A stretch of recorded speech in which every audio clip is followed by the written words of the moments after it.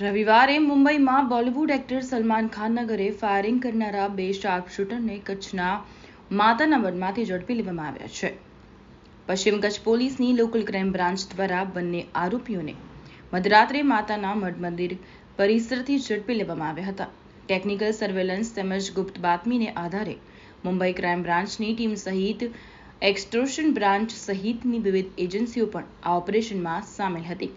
બંને આરોપીઓમાંથી એક દ્વારા સલમાન ખાનના ઘરે ફાયરિંગ કરવામાં આવ્યું હતું, જ્યારે બીજો આરોપી કુખ્યાત બિશ્નોઈ ગેંગના માણસો સાથે સંપર્કમાં હતો.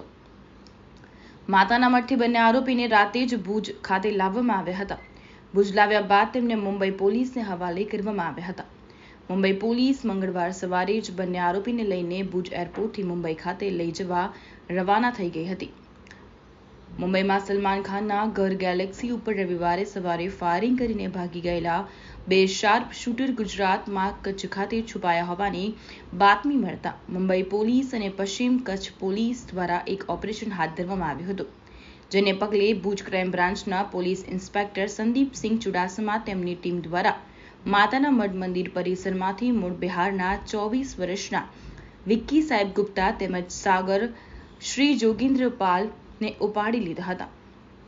વિક્કી સાહેબ ગુપ્તા નામના શાર્પ શૂટર દ્વારા સલમાન ખાનના ઘરે ફાયરિંગ કરવામાં આવ્યું હતું. ફાયરિંગની ઘટના પહેલા અને બાદ બીજો આરોપી સાગર બિશ્નોઈ ગેંગના સંપર્કમાં હતો.